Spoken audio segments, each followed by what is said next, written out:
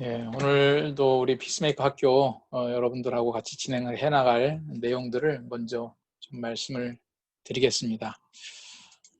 제가 준비한 PPT 화면을 공유하면서 강의하도록 하죠. 오늘은 이제 두 세션으로 나눠서 진행을 하려고 합니다. 그래서 첫 번째 이제 25분 강의하고 또 15분간 여러분들 조별로 나누고 또다시 25분 강의하고 그다음에 마무리 교재 또 조별로 나누고 마치는 것으로 하겠는데요. 오늘은 제 세 번째 원리 온유한 심령으로 바로 잡으라에 대한 내용인데 첫 번째가 이제 간과냐 권고냐 조금 이따가 내용을 같이 공유할 수 있겠습니다. 그리고 이제 두 번째는 제3자 개입의 절차와 방법. 조금 딱딱하고 법률적인 용어가 좀 나오기도 할 텐데 한번 이런 부분들이 또 우리에게 꼭 필요한 부분들이라서 같이 공유하고자 합니다. 우리 아까 했던 찬양의 가사죠. 주는 평화 막힌 담을 허셨네. 우리 주님께서 허락하신 평화가 막힌 담을 헐어놓으셨는데 우리가 자꾸 담을 쌓고 있죠. 그래서 우리가 어떻게 그 담을 열어갈까 오늘도 같이 공부하도록 하겠습니다. 우리 갈등 해결을 위한 이제 성경적인 원리. 첫 번째가 하나님을 영어롭게 하라. 하나님의 시각으로 갈등을 바라보는 것. 두 번째가 당신의 눈 속의 들보를 빼라. 내 눈 속의 들보를 빼라는 거죠. 이것이 이제 두 번째 원리였습니다. 세 번째, 온유한 심령으로 바로 잡으라. 그래서 오늘 이제 다룰 주제가 이 부분입니다. 그리고 네 번째, 가서 화해하라. 이렇게 커다란 네 개의 성경적 원리를 정해서 우리가 갈등에 대해서 어떻게 화평을 만들어 가는가 적용해 나가는 것이고, 이거는 뭐 민족 통일, 세계 평화, 아니면 여러분 우리 뭐 남서울 교회 평화, 아니면 또 타 교회 교회분들 교회의 평화, 이런 좀 거대한 담론들도 있지만 우리 삶에서 개인적으로 만나는 극히 사소한 영역 속에서도 이 원리는 동일하게 적용되는 것이다. 그것을 어떻게 할 것이냐, 이제 우리가 이런 부분들을 놓고 같이 고민하면서 진행해 나가도록 하겠습니다. 오늘 다룰 주제는 온유한 심령으로 바로 잡으라. 온유한 심령으로 바로 잡으라. 이것에 이제 이루어 나가기 위해서는 저희가 갈등 반응이라고 하는 거 다시 한번 좀 생각을 해봐야 될 것 같아요. 갈등 반응. 회피적인 반응 아니고 공격적인 반응 아니고 우리는 무슨 반응을 해나가야 된다. 이제 화해하는 반응을 해나가야 된다. 이게 우리의 이제 목표죠. 그래서 회피적인 반응과 공격적인 반응이 아닌 화해 반응을 하기 위해서 우리가 아까 말씀드렸던 세 가지 성경적인 원리, 하나님을 바라보고 내 자신을 살피고, 그러나 이제 한 걸음 더 나아가서 상대방의 잘못을 어떻게 바로 잡아주느냐, 이것도 우리에게 굉장히 중요한 겁니다. 사실은 신앙인들에게 있어서는 이 부분이 자꾸 우리가 회피적인 반응으로 나가려고 하는 유혹들이 있죠. 그래서 몇 가지 말씀을 좀 살펴보겠습니다. 레위기 19장 17절 말씀. 너는 내 형제를 마음으로 미워하지 말며 이웃을 인하여 죄를 당치 않도록 반드시 뭐를 해야 되느냐? 책선, 견책, 리뷰크, 꾸짖어 주라는 거예요. 마음으로는 미워하지 않는데, 그러나 마음으로 미워하지 않는 것이 어떻게 되는 것이냐? 그냥 모든 것을 수용해 주는 게 아니라 뭔가 그에게 꾸짖을 일이 있으면 꾸짖어 줘야 된다. 그렇지 않으면 죄를 누가 당한다? 내가 그 죄를 당한다는 거예요. 그래서 우리 공동체 안에 뭔가 바로 잡아야 될 일이 있는데 바로 잡지 못했으면 그 사람은 몰라서 그랬다 치고 하나님께서 우리에게 뭐라고 그러겠어요? 너는 왜 그렇게 하고 있었냐? 내가 너한테 맡긴 문제인데. 이렇게 얘기하지 않겠어요? 또 우리 요절 중에 하나가 갈라디아서 6장 1절 말씀입니다. 형제들아, 사람이 무슨 범죄한 일이 드러나거든 신령한 너희는 온유한 심령으로 그러한 자를 바로 잡고, 그렇죠. 그러한 자를 바로 잡고. 그래서 영어로는 이것을 이제 리스토어라고 해서 바로 잡는다라고 하는 것은 무엇이냐? 회복이다라고 하는 거죠. 그래서 바로 잡고라고 하는 이 대목을 우리가 조금 중요시하게 생각해야 될 필요가 있습니다. 우리는 무엇을 위해서 하는 것이냐? 바로 잡기 위해서 하는 것이다. 그래서 내 자신을 돌아보아, 여기도 또 그 말이 있죠. 너도 시험을 받을까 두려워하라. 그래서 우리가 지금 이 세 번째 원리들을 제대로 해나가지 않으면 결국 우리에게 그 책임이 돌아오게 돼 있다는 거예요.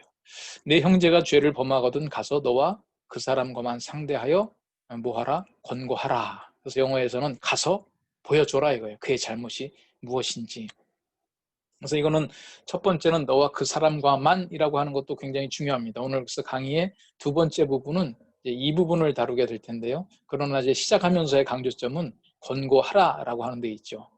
우리가 겪게 되는 여러 가지 그 갈등의 상황들을 놓고 내 탓이요, 내 탓이요. 하나님께서 나를 돌아보게 해주시는 거 분명히 맞죠. 그래서 우리도 두 번째 원리가 뭐였냐? 내 눈 속에, 나의 눈 속에 들보를 먼저 빼라. 이게 이제 두 번째 원리잖아요. 근데 거기에서 머무르면 안 되고 이제 우리는 세 번째 원리로 나가야 화해하는 반응을 할 수 있다. 상대방의 잘못을 보여주고 회복시키고 바로 잡고 하는 이 일들을 해나가야지. 만약에 그 일을 안 해나가면 그 책임을 누구한테 묻는다? 저와 여러분에게 묻는다는 거예요. 그런데 이 순서도 참 중요한 것 같습니다. 두 번째를 하지 않고 세 번째 하면요 싸움밖에 안 나요. 그런데 내 눈에 들보를 철저히 빼고 그래야 상대방도 나의 권면을 받아들일 준비가 되어 있다는 거죠. 대부분 나의 그 세 번째 원리 온유한 심령으로 바로 잡으라라고 하는 것을 실천해 나갈 때 상대와 부딪혀서 갈등이 일어나게 되는 많은 원인은 두 번째 원리를 철저히 적용하지 않았다. 내 눈 속에 들보를 찾아서 철저히 빼고 고백하는 것. 근데 이것이 필요한데 이것을 건너뛰고 상대방에게 얘기하면 상대방도 자꾸 우리를 공격하죠.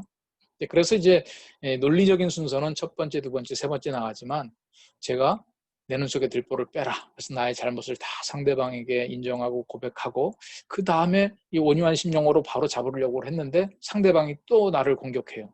그래서 돌아봤더니 다 뺏는 줄 알았는데 또 남아있어요. 그럼 또 고백하고. 그래서 두 번째, 세 번째 단계는 차례대로 뭐 하나씩 완벽하게 진행되는 게 아니라 내가 다른 사람을 바로 잡다가 또 그 사람의 지적이나 주변의 여러 가지 교훈이나 또 다른 사인들을 통해서 내 들보를 빼기도 하고 또 내 들보를 빼다가 상대방을 바로 잡기도 하고 그래서 현실적으로는 이러한 순서들이 복합적으로 진행되게 되는 것이죠. 그래서 이런 부분들을 이제 어떻게 진행해 나갈 것인가 이 교재를 통해서 한번 점검해 나가도록 하겠습니다. 우리 학생용 교재의 빈칸들을 채워나가는 것을 중심으로 한번 강의를 진행해 보죠. 보면 이제 세 번째 원리 온유한 심령으로 바로 잡으라에서 다루는 내용들 온유하게 바로 잡으라. 학생용 교재 여러분들이 이제 페이지를 좀 잘 찾아서 한번 보시기 바랍니다. 제가 한번 페이지를 지금 보면은요. 온유한 심령으로 바로 잡으라. 34쪽부터 34쪽 진행되겠습니다. 여러분들이 온유한 심령으로 바로 잡으라 여기에 이제 진행을 하고 있는데요. 갈등은 다른 사람들을 섬기는 독특한 기회를 준다. 심지어 우리를 공격하는 사람들에게도 그리스도의 사랑을 보여주고 복음을 증거할 수 있는 기회를 줄 수 있다. 그렇게 돼 있죠. 그래서 우리가 이 갈등이라고 하는 것은 다른 사람을 섬길 수 있는 기회가 되는데 다른 사람들에게 심지어 우리를 공격하는 사람들에게도 그리스도의 사랑을 보여주고 복음을 증거할 수 있는 기회다. 두 번째로는 갈등 중에 있는 사람을 섬기는 방식들 가운데 가장 도전이 되는 것은 우리가 그들이 어디서 잘못이 되었고 어디서 바뀔 필요가 있는지를 보도록 도와주는 것이다. 많은 잘못들을 간과할 수도 있고 또 간과해야 될 때도 있지만 어떤 문제들은 너무 심각해서 반드시 논의하고 넘어가야 되는 것들이 있다는 거예요. 이것은 아까도 이제 지난주에도 말씀드렸고요. 오늘도 한번 여러분들이 그 이제 조별로 나누실 때 이 간과에 대한 것들을 좀 더 생각을 해보기를 바라는데요. 우리가 이제 온유하게 바로 잡는다 그래서 상대방의 모든 잘못들을 막 불꽃 같은 눈동자로 찾아내면서 다 이렇게 지적하고 고쳐나가야 된다? 그건 아니라는 거예요. 분명히 상대방이 어떤 잘못이 있지만 그것을 내가 지적하지 않고 그냥 일방적으로 마음속에서만 용서를 선언해야 될 경우도 있다. 그래서 심지어 그 상대방은 자기가 뭘 잘못했는지도 모르고 언제 용서받았는지도 모르는 경우가 있다는 거죠. 왜 그렇게 우리가 해야 되느냐? 그 근거는 뭐냐? 하나님께서도 우리를 그렇게 용서해 주셨다는 겁니다. 예수님께서 십자가상에서 우리의 모든 죄를 다 담당하셨죠. 그런데 그 모든 죄는 무엇까지 포함되냐면 저와 여러분들이 알고 지은 죄도 있지만 모르고 지은 죄, 몰라서 지금까지도 모르는 거 있어요. 뭐 어제 하루의 삶을 여러분들이 돌아보면서 하나님 앞에 회개의 기도를 했다. 그러면 하나님께서 여러분들의 기도를 듣고 다 용서를 해주신다. 그런데 만약 내가 고백한 죄만 용서해 주신다. 이러면 어떻게 될까요? 우리가 지금 하나님 보시기에 분명히 불편한 것들이 있고 잘못한 것들이 있는데 우리는 미련하고 둔하여 깨닫지도 못하고, 그럼 그 죄는 내가 모르니까 넌 괜찮다 이러나요? 대한민국 국민으로서 이 나라에 살아갈 때 경찰이나 검찰에 조사를 받는 일이 없으면 좋긴 하겠지만, 어느 날 와서 막 법을 갖다 대고 털어봤더니 우리에게 먼지가 난다 안 난다? 우리가 모르는 법들이 있어요. 법을 어기려고 한 게 아니라 내가 어긴지도 모르고 어떤 법이 있었다는 사실도 모르면서 법을 어겼다. 그러면 가서 제가 그 법을 몰랐다라고 하는 것이, 조사하는 분이나 나중에 재판할 때 판사님들이 정말 진짜 저 사람 몰랐구나라고 하면 정상 참작은 될지 몰라도, 몰라서 그 법률을 위반했다라고 해서 우리가 무죄가 되느냐? 그건 아니라는 거예요. 그래서 우리가 지금 심지어 하나님 앞에서 우리가 무슨 죄를 졌는지도 모르고 용서함 받는 경우도 있는데, 이거를 우리가 그대로 적용을 하자면 다른 사람들의 잘못을 간과해야 될 필요들이 있다. 그러나 어떤 문제들은 심각해서 반드시 논의하고 넘어가야 되는 것들이 있다. 근데 여기에서 이제 회피적인 반응이 좀 나오게 될 소지들이 많이 있죠. 그래서 이 세 번째 말씀, 세 번째하고 네 번째로 우리가 좀 더 생각을 해봐야 되는데, 세 번째, 다른 사람들을 회복하는 것은 그들의 잘못을 단순하게 직설적으로 지적하는 것, 그 이상이다. 그러므로 효과적으로 화평을 이루기 위해서 하나님께 도움을 구해 분별력 있고 융통성 있게 해달라고 구할 필요가 있으며, 무엇이든 주어진 상황에서 가장 효과적인 방법을 접근해야 된다는 거죠.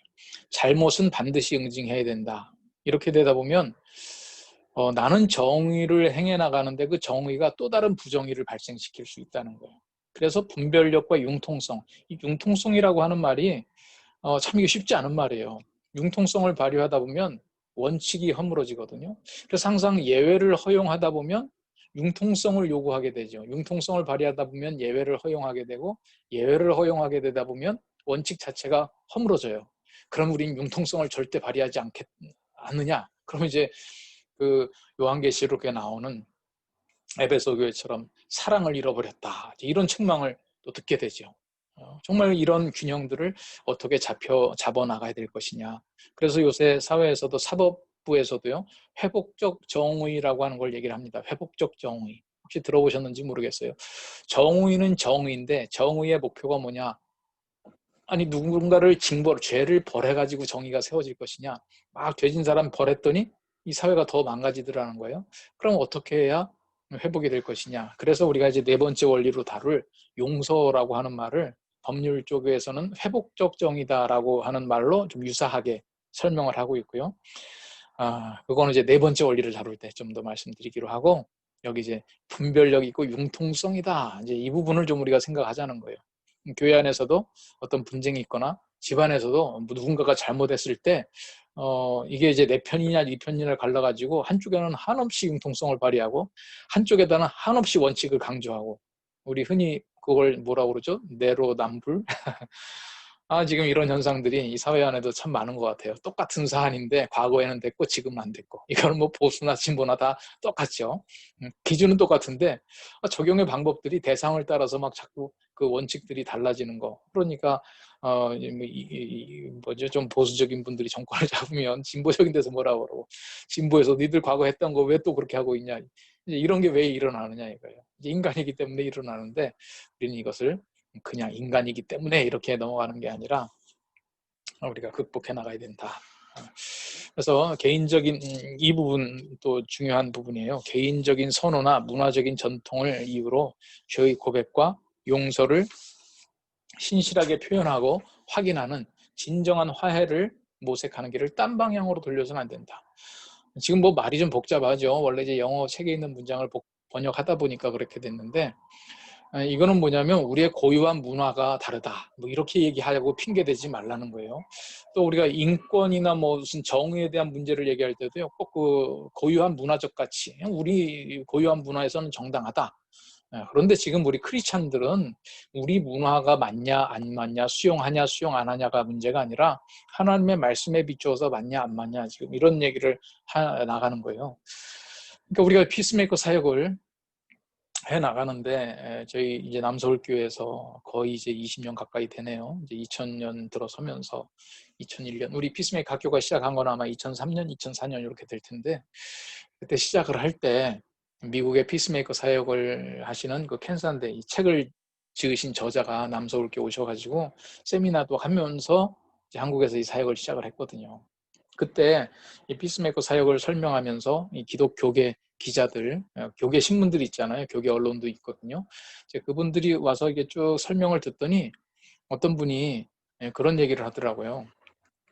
쭉 얘기를 들어보니까 이 피스메이커 사역은 그 영미 문화권, 우리가 흔히 말하는 서양에는 문화적으로 맞는데, 이게 우리처럼 이 동양의 가치들, 또 유교적인 전통, 뭐 우리가 말하는 도덕, 이런 부분하고 우리 문화적인 가치와 좀 충돌이 되는 영역들이 있다.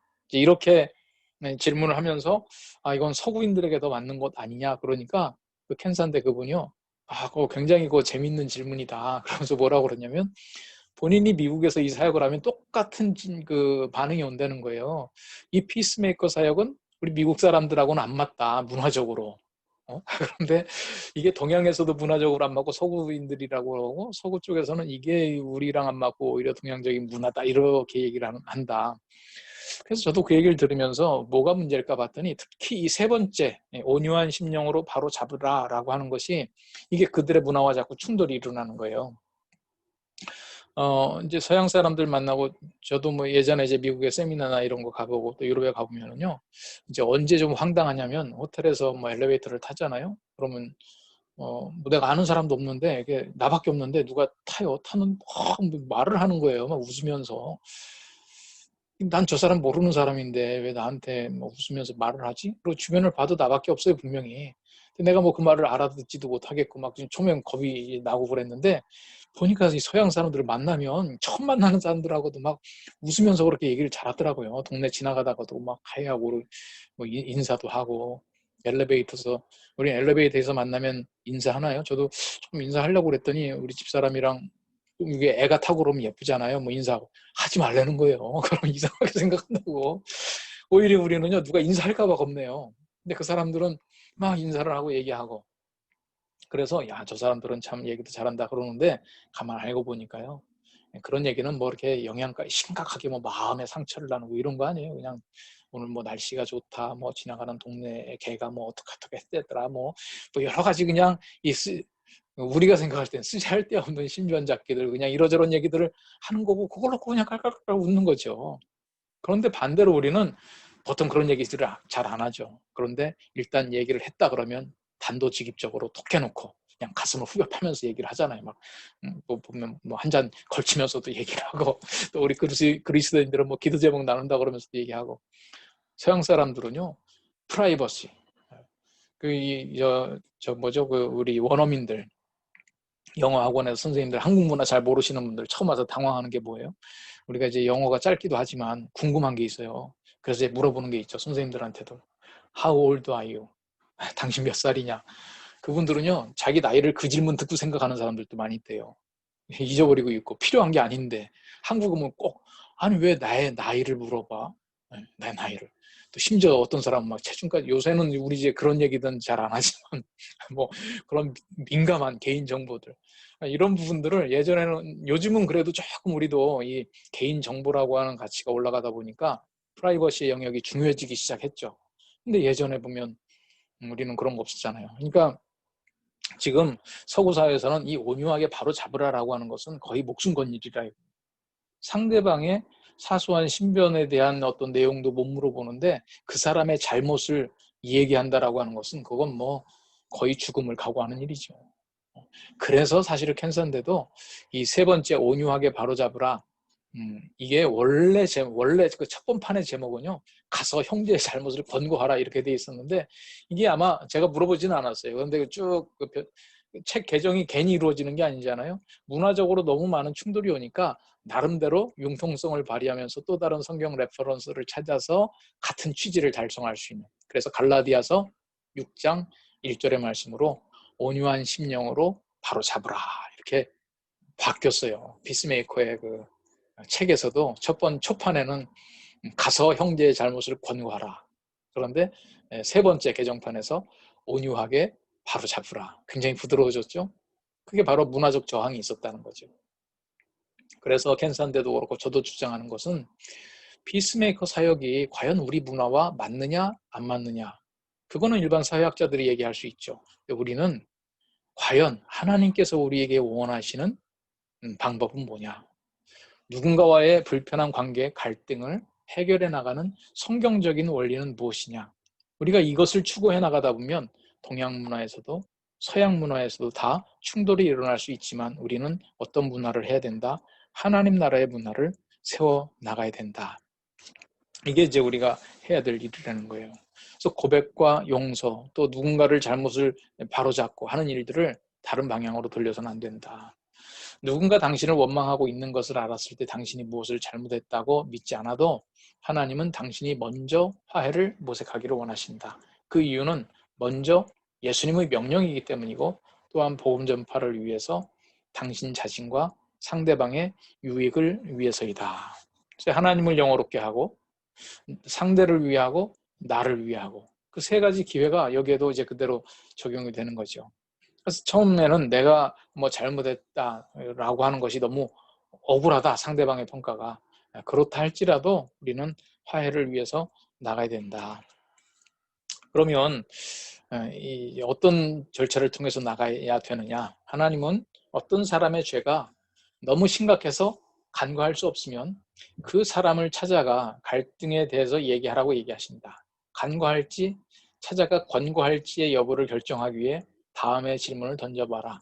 만일 문제에 대한 답이 그렇다이면 결코 간과할 문제는 아니다.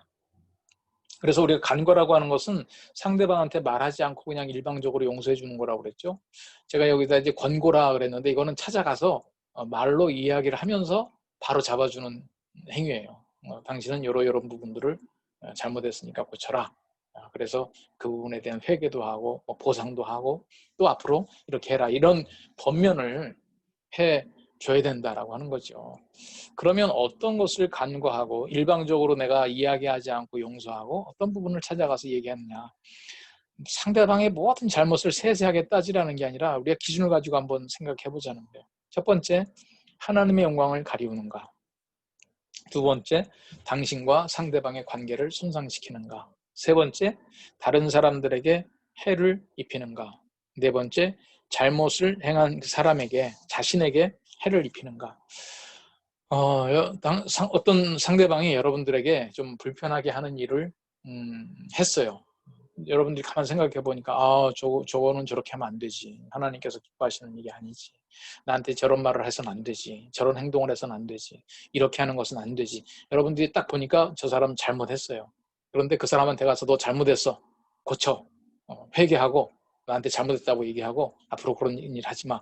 이렇게 얘기를 해서 바로 잡아줘야 될 거냐, 아니면 아이고 저 사람 때문에 내가 참 힘들어요. 그런데 가만히 생각해 보니까 굳이 저 사람한테 이야기하고 따져 묻고 바로 잡아야 될 건 아니고 그냥 내가 일방적으로 용서를 할랍니다.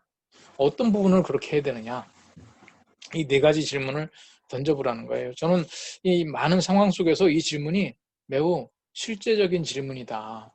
우리가 예를 들었던 거 있잖아요. 애가 막 학교에서 온다고 그럴 때 엄마한테 이제 전화 와 아프다고 온다고 그러니까 그거를 통화를 하던 남편이 막 옆에서 끼어들었단 말이에요. 소리치면서 어디 그냥 애 아프면 빨리 오라고 그래야지 그러냐고. 전화하고 있는데 엄마 자존심도 무너지고 뭐 남편이 너무 그냥 소리를 질러대니까 또 그걸 애도 듣는데 분명히 남편이 지금 잘못했잖아요. 근데 그때 즉각적으로 남편한테 한바탕 붙어보자. 어떻게 아내를 그렇게 못 배려하지 못하느냐. 이 부분을 지적하고 고쳐나갈 것을, 또 아내에게 사과할 것을 요구할 수 있겠지만 아내의 입장에서 이제 먼저 뭘 생각해야 돼요? 우리 G1부터 차근차근 생각해야 되죠. 하나님을 영화롭게 하라. 그 다음에 내 눈 속에 들보를 빼라. 나는 잘못한 것이 뭔가. 그러기 위해서는 인격적인 요소, 실질적인 요소를 구분해봐야지. 그리고 이제 내가 잘못한 부분들이 있다면 고백을 해야 되고. 지금 이런 절차를 진행하는 것이 여러분들 이제 갈등 해결 사례, 우리 학생용 교재 중간중간에 보면 그 샘플들도 있고 서식도 있습니다. 또 우리 헬퍼분들께서 아마 파일로 그 카톡으로 그 파일 자체를 여러분들한테 보내드리실 수도 있을 거예요. 그래서 이젠 서서히 좀 준비를 해 가셔야 됩니다. 그런 사소한 사례들을 가지고 지금까지 들었던 강의 내용을 접목시키는 거. 뭐 교회의 분쟁, 뭐 이 진영 간의 분쟁, 또 남북 간의 뭐 이런 거대한 것도 있지만 제가 늘 강조하듯이 뭐 양말 뒤지고 오는 거, 방어질러 놓는 거, 부엌 살림하는 거, 뭐 여러 가지 일상생활에서 벌어지는 사소한 일들을 가지고 우리가 이 원리를 적용해보는 연습을 할 필요가 있다는 거예요. 이제 그런 의미에서 여러분들을 불편하게 하는 사람들을 내가 일방적으로 용서할 것이냐, 간과 아니면 그 사람들에게 얘기를 할 것이냐 할 때 이거 기준을 적용해 보는 거예요. 뭐 일상생활에서 많은 사례들이 있죠. 제가 예를 들면 어느 교회에 무슨 헌신, 요즘은 코로나 때문에 거의 지금 뭐 교회 특강 설교 이런 거 외부에 잘 못 나가는데, 예전에 이제 막 제가 사실은 가만 생각해 보니까 30 중반부터 이제 남설교에 있으면서 뭐 피스메이커 사역을 하다 보니까 진짜 뭐 젊은, 뭐 지금도 물론 그렇게 나이 든 건 아주 저보다 연배 높으신 목사님들이 많지만 다른데 교회들 가보면 사실은 제가 굉장히 이제 젊은 목회자 축에 속하는 데 가서 이제 특강하고 뭐 이러잖아요. 가서 보면 조금 섭섭할 때가 있어요. 되게 주일 오후에 이제 특강을 가면요, 교회 딱 들어서면 뭐 일단 제가 전국적으로 소문난 사람이 아니니까 뭐 이렇게 막 문 앞에서부터 환영해 주는 게 아니라 주차할 때부터도 좀 속상해요. 이제 강사가 오면 좀 시간도 급하고 그런데 다 이렇게 좀 자리 차 빨리 될 수 있도록 해주면 이거는 뭐 특권이 아니라 배려인 것 같은데 뭐 차 대느라고 그냥 뭐 하다가 또 차 대는데 뭐 이분 저분들이 와가지고 뭐 누구냐고 왠지 뭐 요새는 못 보던 사람 오면 또 신천지 의심받고 그러니까 하여튼 들어가면서부터 왠지 제 마음에 인간적으로 좀 섭섭함.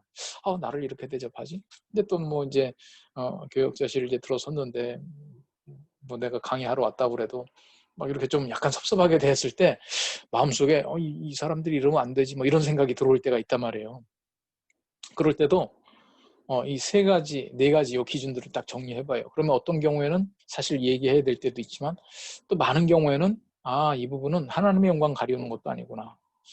뭐 저 사람하고 나하고 원래 뭐 관계도 깊지 않았으니까 끊어질 관계도 없고 그것으로 인해서 이 교회 전체에 뭐 피해가 가는 것도 없고 뭐 나한테 그렇게 해서 행한 사람 그 자신에게 심각한 뭐 해가 되는 것인가? 그런 것이 아닐 수도 있고요. 제가 또 예를 드는 건 이런 게 있습니다. 남서울교회에서 한참 사역하고 그럴 때인데요. 제가 그때 지금 이제 화 목사님 전에 이대 목사님, 이철 목사님, 우리 피스메이커 이사장이신데 모시고 저 동유럽 선교사 대회에 간 적이 있어요. 갔더니 프랭카드 딱 붙어 있더라고요. 막 피스메이커 동유럽 선교사 세미나. 그런데 강사 이름에 제일 앞에 누구 이름이 있냐면요, 제 이름이 있고 그 다음에 담임 목사님 이름이 있는 거예요. 저는 그런 게 이렇게 기쁨을 가져다 주는 줄 잘 몰랐는데 왠지 기쁘더라고요. 제 이름이 처음 나온 경우를 이렇게 보니까. 그래서 야, 이거 뭐 어떤 경우가 이렇게 돼 있는가 하고 선교사님들한테 물어봤더니 저 순서에 특별한 의미가 있냐, 뭐 그냥 강의 많이 하시는 순서대로 써놨대요. 그냥 크게 심각하게 생각하는 게 아니라 그렇게 대답하더라고요. 그래서 야, 역시 선교사님들은 좀 합리적이구나. 그냥 뭐 다른 거 고려 안 하고 강의 시간을 누가 많이 쓰느냐에 따라서 제가 제일 많이 강의하니까 제 이름 그다음 그래서 기분이 조금 좋으려고 그랬는데 가까이 가서 보니까요, 여삼열이 아니고 여상일이더라고요. 여상일. 제 이름이 아니었어요. 그러고 다시 보니까 이제 제 이름은 없어요. 그냥 피스메이커 사역 이철 목사님 속에 그냥 포함되어 버린 거예요. 갑자기 그냥 기분이 굉장히 나빠지더라고요. 그래서 이걸 어떻게 하냐, 참 마음속에 여러 가지 생각이 좀 떠올라요. 그래서 불러다가 아니 이러면 되냐, 내가 지금 강의를 제일 많이 하는 사람인데 왜 내 이름이 없냐. 그래서 우리가 선교사님한테 막 불러다가 따질래다가 한번 생각을 해봤죠. 하나님의 영광 가리우는가? 그랬더니 뭐 제 영광은 가리워도 하나님 영광하고는 상관없어요. 당신과 상대방의 관계를 손상시키는가? 그거 가지고 제가 뭐 동유럽에서 사역하시는 선교사님들하고 관계 끊을 일은 아니잖아요. 다른 사람들에게 해를 입히는가? 제 이름이 잘못됐다고 그래가지고 그 참석한 선교사님들의 뭐 세미나가 망쳐지고 뭐 이러는 거 아니잖아요. 오히려 제가 조심스럽게 얘기를 했어요. 그 여상일 선교사님이 오시나 보죠? 그랬더니 또 다른 반전이 일어났는데 저를 딱 쳐다보고 하시는 얘기가 여상일 목사님 아니세요? 이러더라고요. 나중에 알고 보니까 제 이름을 나름 쓴다고 썼는데 이름을 잘못 쓴 거예요. 그 여상일 선교사님이라고 필리핀에 아주 원로 선교사님 계시거든요. 그분, 그러니까 제 이름을 전달받고. 그러니까 뭐 그분들이 테이프 갖다가 제 이름을 다 고쳐가지고 이렇게 해놓으면서 아주 서로 흐뭇해 하더라고요. 잘 고쳤다고. 뭐 해를 입히는 게 아니라 오히려 격려가 되고. 잘못을 행한 사람 자신에게 해를 입히는가? 글쎄요, 누구 강사가 오면 습관적으로 이름을 막 일부러 틀리게 해놔가지고 뭐 쾌감을 느끼는 그런 경우일까요? 그런 건 아니잖아요. 그러니까 그 짧은 순간이지만 사실은 간과할 것이냐? 내가 이 사실을 이거 잘못됐습니다. 앞으로 주의하십시오. 어떻게 그 외부 강사 이름을 이렇게 소리할 수 있습니까? 이렇게 지적할 것이냐? 딱 생각을 해보니까 저로서는요, 똑같은 기준을 적용했는데 간과하기로 결정했어요. 그래서 지금까지도 얘기 안 하고 그냥 그 다음에 하나님 제가 이 피스메이커 사역을 하면서 요거 예를 들을 때 요 사건의 예를 좀 들겠습니다. 그러면서 제가 지금 이렇게 설명을 하는 거예요. 그러니까 지금 여러분들도요, 누군가를 간과할 것이냐 권고할 것이냐 이 부분에 대해서 딱 생각을 해보면 이게 매우 구체적으로 현실적으로 우리에게 많은 도움을 줍니다. 그래서 우리가 어떤 그 일들을 해나갈 때 이런 기준들 요 기준을 한번 놓고 더 생각을 해볼 필요가 있죠. 그래서 우리가 이번 첫째 세션을 여기서 마무리하면서 한번 여러분들의 삶 속에서 내가 간과했어야 되는 건데 너무 민감하게 권고하지 않았나? 또 어떤 부분은 이 반대의 경우가 더 심각한 부분이에요. 누군가에게 이야기를 해야 되는데 얘기하지 않는 거. 이 상대방에 대해서 특히 나보다 뭐 연장제라든지 직급이 상위 직급에 있는 데든지 여러분들이 지휘 감독하는 사람이라든지 이런 사람에게 어떻게 해야 되느냐? 하나님은 대상에 대한 차별을 두지 않았어요. 바로 잡으라고 그랬죠. 그래서 우리 한번 이런 경우에 간과해야 될 사항인데 권고한 거. 또 정말 가서 말씀드려야 되는 건데 내가 그냥 간과라고 하는 경우로 참은 거. 그러면 이제 어떤 결과가 나타나냐? 이거는 화해 반응이 아니라 회피적인 반응이 되는 거죠. 그래서 한번 여러분들이 한 15분 정도 여러분들이 조별로 또 사실 이 A 방향으로 얘기하다가 B라는 걸 하면 그게 이제 휴식이거든요. 휴식 겸. 그래서 휴식을 따로 이제 뭐 시간을 잡지 않고 여러분들 조별로 얘기 나누는 것을 휴식 겸 또 토론 겸 그렇게 하도록 하겠습니다. 여러분들 조별로 제가 지금 다 배치가 됐는지 한번 점검을 좀 해 보겠습니다. 앞에 이렇게 조를 붙여주시니까 제가 아주 잘 할 수 있겠네요. 그러면 7조 됐고요. 우리 신유진 성도님이 2조. 예. 그리고 네, 여러분들이 이제 조 배치를 해도 제 중간중간에 보면 여러분들이 화면을 만지시다가 이게 조에서 튀어 나온 거죠. 그래 제가 다시 이제 그런 부분들을 조금 작업하느라고 시간 걸립니다. 예. 자, 이제 다 됐습니다. 그래서 여러분들 시간을 15분 드릴게요. 혹시 뭐 충분하지 않다 할지라도 이 강의 파트 다음 주 이후에는 또 우리 이야기할 시간들을 많이 가지니까 15분 조별로 시간 가지시고요. 15분 지나면 이제 60초, 그러니까 1분이 더 있는 거죠. 카운트다운이 시작됩니다. 여러분들 화면 앞에 이제 소회의실 배치에 수락 이렇게 딱 눌러주시면 됩니다.